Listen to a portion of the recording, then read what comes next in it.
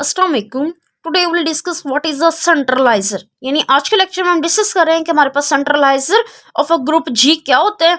उस पर बेस हम एग्जांपल्स डिस्कस करेंगे। उसमें एग्जांपल 1 हमारे पास होगी कि ग्रुप ऑफ क्वोटर्नियंस हमें गिवन हो तो उस पे अगर हम उसका एक सबसेट ले लें तो उसका सेंट्रलाइजर किस तरीके से फाइंड किया जाता है। देन हम एक एग्जांपल करेंगे डायहेड्रल ग्रुप D4 की, उसका एक सबसेट लेंगे, उस पे चेक करेंगे कि उसका सेंट्रलाइजर कैसे फाइंड किया जाता है, और लास्ट में हम एक सिमेट्रिक ग्रुप S3 लेंगे और उसका सेंट्रलाइजर फाइंड करेंगे। तो स्टार्ट करते हैं हमारी डेफिनेशन के सेंट्रलाइजर ऑफ अ ग्रुप जी हमारे पास क्या होता है। लेट कर लेते हैं कि X be a subset of G। X हमने क्या लेना है, एक सबसेट लेना है गिवन ग्रुप G का। Then the set of those element of G, हमने सेट लेना है वो तमाम एलिमेंट ऑफ G का, ठीक है, मतलब वो तमाम एलिमेंट्स ऑफ G का जो कि क्या करें, which commute with every element of X, जो कि X के तमाम एलिमेंट के साथ क्या कर जाए, कम्यूट कर जाए, are called a centraliser of a group G। यानी आपने पहले क्या करना है, एक सबसेट ले लेना है, फिर हमने X यानी G के वो तमाम एलिमेंट्स उठाने हैं जो कि X के तमाम एलिमेंट के साथ कम्यूट कर जाए, तो उसे क्या बोलते हैं, सेंट्रलाइजर ऑफ अ ग्रुप G बोलते हैं। इट इज डिनोटेड बाय, इसको किस तरीके से डिनोट किया जाता है, C का यहाँ पे मीन है सेंट्रलाइजर, G का मतलब है जिस ग्रुप का हमने सेंट्रलाइजर फाइंड करना है, और X यहाँ पे वो सबसेट जिसका हमने सेंट्रलाइजर फाइंड करना है, ठीक है, जिस सबसेट का। और इसको इस तरीके से भी लिखा रहता है। यानी सिंपल वर्डिंग में मैं इसको डिफाइन करना चाहूँ मैथमेटिकली तो मेरे पास क्या आता है, ठीक है, सेंट्रलाइजर ऑफ G ऑफ X, ठीक है, मेरे पास क्या आएगा, देखिए A बिलोंग टू G, ठीक हो गया, such that A belong to G such that, ठीक है, X ऑफ A, ठीक है, and AX for all X belong to X subset, ठीक है। मतलब कि इसका मतलब ये है कि हम वो तमाम एलिमेंट्स लेंगे G में से, ठीक है, यानी 1 बाय 1 एलिमेंट्स लेते जाएंगे जो X के तमाम एलिमेंट के साथ कम्यूट कर जाएं, ठीक है, तो वो जो सेट बनेगा वो हमारे पास क्या होगा, सेंट्रलाइजर होगा उस सबसेट का, ठीक हो गया। यानी हमने G के एलिमेंट्स पिक करते जाना है, उसको X के तमाम एलिमेंट के साथ कम्यूट करवाना है। अगर वो तमाम एलिमेंट के साथ कम्यूट करेंगे तब ही वो एलिमेंट हमारे पास क्या आएगा, सेंट्रलाइजर में आएगा, अदरवाइज नहीं आएगा। अगर एक एलिमेंट के साथ भी कंडीशन होल्ड ना करी, यानी हम यहाँ से G में से और X के वो 3 एलिमेंट के साथ कम्यूट कर जाए, लेकिन फोर्थ वाले लास्ट वाले एलिमेंट के साथ कम्यूट ना करें तो वो सेंट्रलाइजर में नहीं आएगा। यानी X के जो भी एलिमेंट हम G में से लेंगे वो X के तमाम एलिमेंट के साथ क्या करना चाहिए, कम्यूट करना चाहिए, ठीक है। तो हम इसको एग्जाम्पल पे अप्लाई करते हैं। यहाँ पे हमारे पास एग्जाम्पल 1 है, ग्रुप ऑफ क्वोटर्नियंस गिवन है, उसका मैंने एक सबसेट लेना है, वो सबसेट सब ग्रुप भी हो सकता है, तो मैंने यहाँ पे क्या लिया, एक सब ग्रुप ले लिया, ठीक है। हम जानते हैं कि ये हमारे पास क्या सब ग्रुप है, ग्रुप ऑफ क्वोटर्नियंस का, ठीक है। अब हमने क्या करना है, हमने यहाँ से बाय डेफिनेशन में क्या कहती है कि आप एक एलिमेंट ले, किससे, Q8 से, ठीक है, यानी ग्रुप में से। तो ग्रुप हमारे पास यहाँ पे क्या है, Q8 है, तो मैंने यहाँ से एक एलिमेंट से डॉट J लिया, ठीक है, J बिलोंग करता है Q8 से, G करता है, ठीक है। अब हमने क्या करना है, हमने चेक करना है कि क्या वो सबसेट H के या सब ग्रुप H के तमाम एलिमेंट के साथ कम्यूट करता है या नहीं करता, हमने ये कंडीशन चेक करनी है। तो देखें मैं यहाँ पे लेती हूँ I किससे बिलोंग करता है, H से, I किससे बिलोंग करता है, H से, ठीक है, यानी सब ग्रुप से, ठीक है। तो हमने ये कंडीशन चेक करनी है। देखें J को, ठीक है, J, ठीक है, फर्स्ट X का हमने किधर से लेना है, X में से, I dot J is equal to J dot I। तो क्या ये आपस में बराबर होते हैं? ग्रुप ऑफ क्वोटर्नियन में हमने पढ़ा हुआ है कि हमारे पास क्या होता है, एक साइकिल होता है, ठीक है, यानी यहाँ पे हमारे पास क्या होता है, I, यहाँ पे J और यहाँ पे I J K, यहाँ पे हमारे पास क्या होता है, आप जानते हैं कि I को J से मल्टीप्लाई करें तो हमारे पास क्या आता है, K आता है, हमारे पास क्या आता है, K आता है, और J को I से करें, यानी अगर हम क्लॉकवाइज लें, J को अगर I से करें तो हमारे पास क्या आता है, माइनस K आता है। तो आप जानते हैं कि J is not equal to minus K। इसका मतलब है कि जो J होगा वो हमारे पास नहीं बिलोंग करेगा किसमें, सेंट्रलाइजर ऑफ Q8, ठीक है, ऑफ H, यानी जो हमारे पास हमने यहाँ पे सब ग्रुप लिया उसमें बिलोंग नहीं करेगा। नेक्स्ट हम यहाँ पे एक एलिमेंट लेंगे, यहाँ से मैंने K लिया, ठीक है, हम जानते हैं K किससे बिलोंग करता है, Q8 से बिलोंग करता है, ठीक हो गया। फिर मैंने एक एलिमेंट लिया, अब ये देखें यहाँ पे एक के लिए कंडीशन होल्ड नहीं करी, तो इसका मतलब है कि वो सेंट्रलाइजर में नहीं आएगा, यानी सब ग्रुप एच के या सबसेट एच के तमाम एलिमेंट के साथ कम्यूट करना चाहिए। अगर एक के साथ भी कंडीशन होल्ड नहीं करी तो वो हमारे पास सेंट्रलाइजर में नहीं आएगा। अब मैंने फिर यहाँ से आई किससे बिलोंग करता है, एच में से, ठीक हो गया। अब मैंने दोबारा कंडीशन चेक करनी है, तो देखें आप जानते आई मैंने लिया सब ग्रुप्स में से और के मैंने लिया ग्रुप में से, यहाँ पे के डॉट आई। अब आप जानते हैं कि आई को के से मल्टीप्लाई करेंगे तो माइनस जी आएगा, माइनस जी आ गया हमारे पास यहाँ पे, और के डॉट आई हमारे पास क्या आ जाएगा, जी आ जाएगा, ठीक है। तो आप देखें कि minus J is not is equal to K, इसका मतलब है J B does not belong to centraliser of Q8 of a subset H, यानी हमारे पास एच यहाँ पे क्या सब ग्रुप, जे भी बिलोंग नहीं करेगा, सॉरी के, ठीक हो गया, K does not belong to centraliser of Q8, ठीक हो गया। अब देखें अब हमारे पास आप जानते हैं कि आई इस सबसेट में, यानी आई हमारे पास इस सब ग्रुप में बिलोंग करता है, तो आई जब इसके साथ आई के साथ खुद ही कम्यूट करेगा तो वो कम्यूट तो कर जाना है, ठीक है, आई भी कर जाएगा, यानी इटसेल्फ अपने एलिमेंट के साथ खुद ही कम्यूट कर जाएगा। तो आप यहाँ से देख सकते हैं अगर यहाँ से जे जो है वो सेंट्रलाइजर में नहीं बिलोंग करता तो जो जे का इनवर्स होता है वो क्या होता है, माइनस जे, तो माइनस जे भी बिलोंग नहीं करेगा सेंट्रलाइजर ऑफ Q8 ऑफ एच में, जे का इनवर्स क्या होता है, माइनस जे होता है। इसी तरीके से अगर के बिलोंग नहीं करता तो फिर इसका जो इनवर्स होगा वो भी इसमें बिलोंग नहीं करेगा सेंट्रलाइजर ऑफ Q8 ऑफ एच में, ठीक हो गया। इसका मतलब है कि हमारे पास यहाँ पे जो हमारा आंसर आया वो क्या आया, यानी सेंट्रलाइजर ऑफ Q8 में हमारे पास क्या आया, ठीक है। आप यहाँ से डायरेक्ट भी फाइंड कर सकते हैं, ठीक है। मुझे लगता है आपको बहुत अच्छे से समझ आ गई होगी, ठीक है। यहाँ पे हमारे पास क्या आया, जे और माइनस जे नहीं आया, के और माइनस के नहीं आया, तो बाकी सिर्फ हमारे पास क्या बचा, वो एच इटसेल्फ ही बचा, जो कि हमारे पास क्या है, प्लस माइनस वन और प्लस माइनस आई। आप चेक कर सकते हैं कि आई को जब आई के साथ कम्यूट करेंगे या माइनस आई को आई के साथ कम्यूट करेंगे लेफ्ट हैंड साइड से या राइट हैंड साइड से, ठीक है। ये एक्चुअली हमारे पास क्या है, आप देख सकते हैं कि ये कम्यूट कर जाएगा, खुद के साथ तो कम्यूट कर ही जाते हैं, ठीक है। तो हमारे पास यहाँ पे देखेंगे जो हमारे पास सेंट्रलाइजर ऑफ Q8 आ गया वो हमारे पास ये आ गया, ठीक है। मुझे लगता है आपने बहुत अच्छे से अंडरस्टैंड कर लिया होगा। अब हम फाइंड करते हैं सेंट्रलाइजर ऑफ डायहेड्रल ग्रुप D4 का, ठीक है। तो मैं वहां पे भी आपको इसी तरीके से शॉर्ट फॉर्म में समझा दूंगी ताकि आपको कंसेप्ट आपका क्लियर हो जाए, ठीक है। अब यहाँ पे मैंने डायहेड्रल ग्रुप D4 लिया है, ठीक है, उसका मैंने एक सब ग्रुप ले लिया जो कि हमेशा हमारे पास क्या होता है, सबसेट भी होता है उस ग्रुप D4 का, ठीक हो गया। अब देखिए हमने क्या करना है कि हमें पता है डायहेड्रल ग्रुप D4 किस तरीके से डिफाइन किया जाता है। मैंने इसकी जनरल फॉर्म से आपको डायहेड्रल ग्रुप का बहुत अच्छे से समझाया था, ठीक है। इसके सब ग्रुप ट्रिक के जरिए कैसे फाइंड किए जाते हैं, ठीक है, एवरीथिंग मैंने इनका कैले टेबल भी आपको एक्सप्लेन किया था, किस तरीके से इसका कैले टेबल बनता है।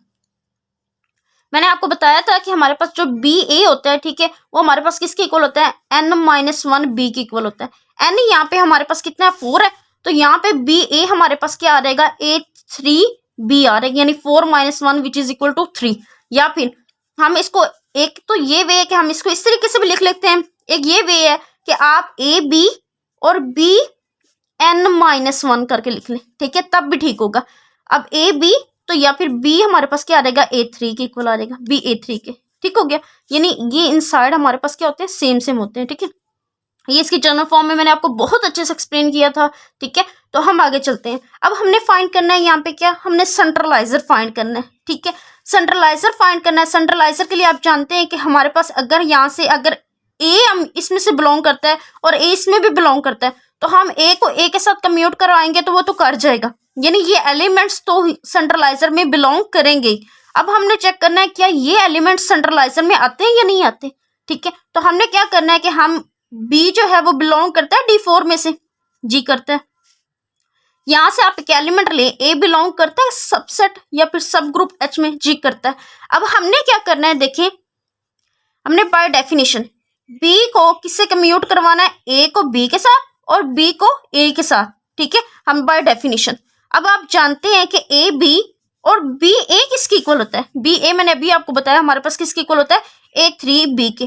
तो A B is equal to A3B के इक्वल होता है, नहीं होता। इसका मतलब है कि B does not belong to the centraliser of D4 of H, ठीक हो गया।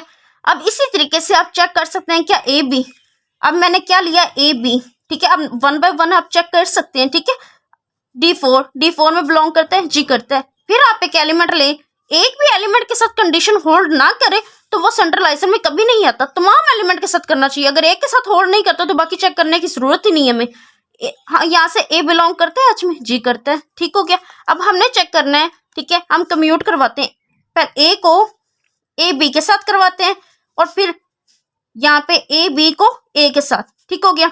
यहाँ से हमारे पास क्या आ रहेगा, ए स्क्वायर बी आ रहेगा। और आप जानते हैं कि बी ए किसके इक्वल होता है, हमारे पास A3B के इक्वल होता है, तो यहाँ पे A3B आ जाएगा।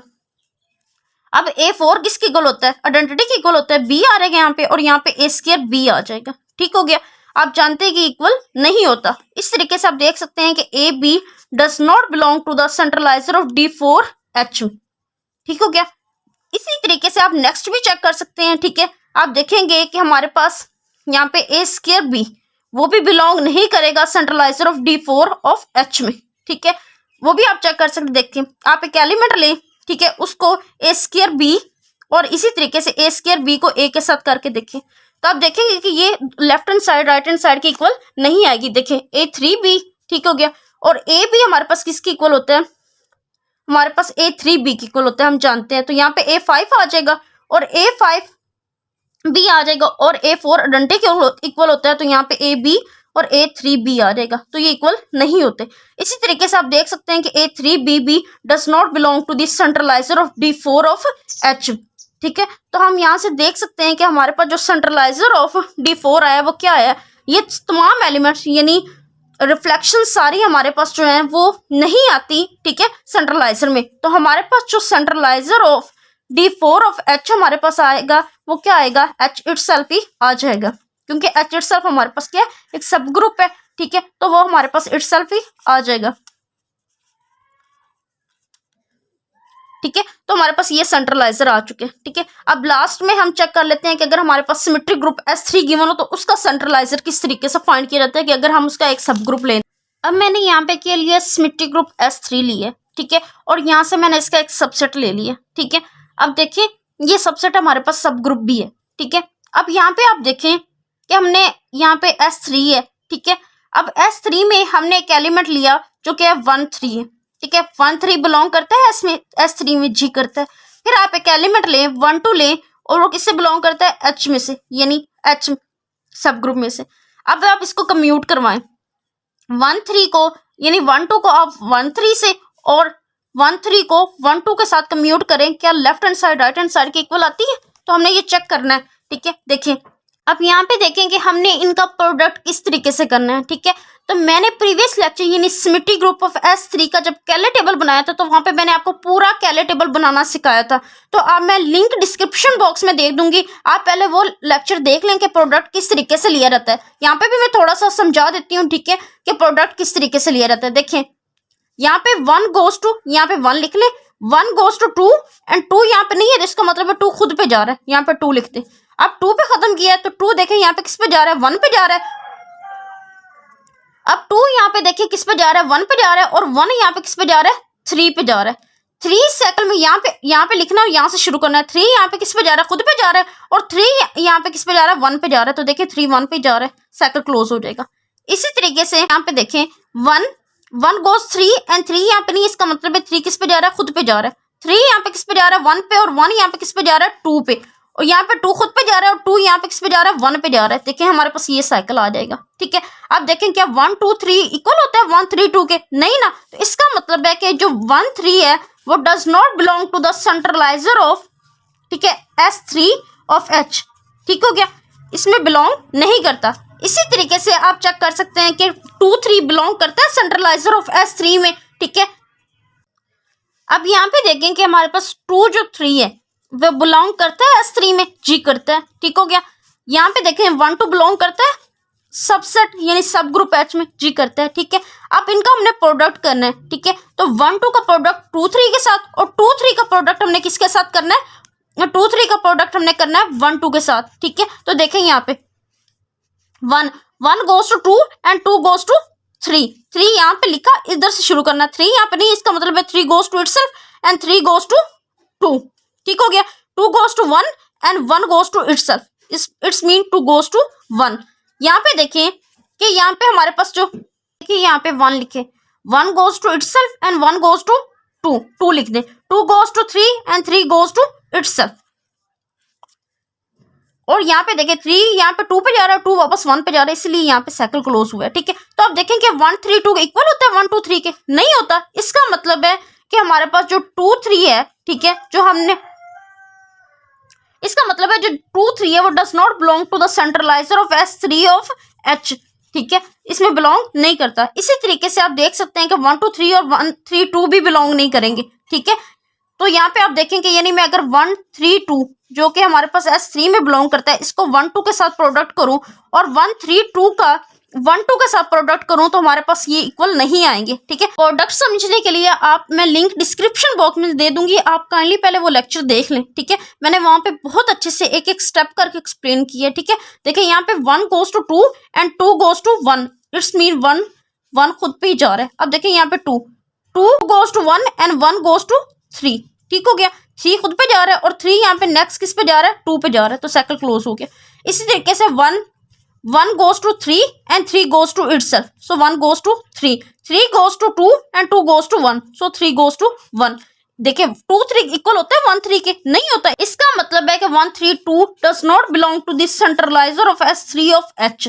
ठीक है, इसी तरीके से आप देख सकते हैं कि 1 2 3 भी बिलोंग नहीं करता, क्योंकि अगर ये बिलोंग नहीं करता तो इसका इनवर्स भी बिलोंग नहीं करता सेंट्रलाइजर ऑफ H में। ठीक हो गया, तो इसका मतलब है कि हमारे पास जो सेंट्रलाइजर आया है, ठीक है, S3 का ऑफ हमारे पास इस सब ग्रुप H का, तो वो हमारे पास क्या है, H इटसेल्फ ही है, जो कि हमारे पास क्या है, आइडेंटिटी और 1 2 है। ठीक, यहाँ पे मैंने प्रोडक्ट थोड़ा कम एक्सप्लेन किया, क्यों किया है, क्योंकि प्रीवियस लेक्चर में यानी जब मैंने आपको कैले टेबल बनाया था तो वो सिर्फ एक लेक्चर स्पेसिफिक इसलिए था कि आपको प्रोडक्ट लेना आ जाए। ठीक है, तो आप पहले वो लेक्चर देख लें, देन ये समझेंगे तो आपको बहुत अच्छे से समझ आ जाएगी। ठीक है, तो आई होप सो आप लोगों ने आज का लेक्चर बहुत अच्छे से अंडरस्टैंड किया। अगर आप लोगों को फिर भी कोई डाउट हो तो हम मुझसे कमेंट सेक्शन में पूछ सकते हैं। आज के लिए इतना ही, अल्लाह हाफिज़।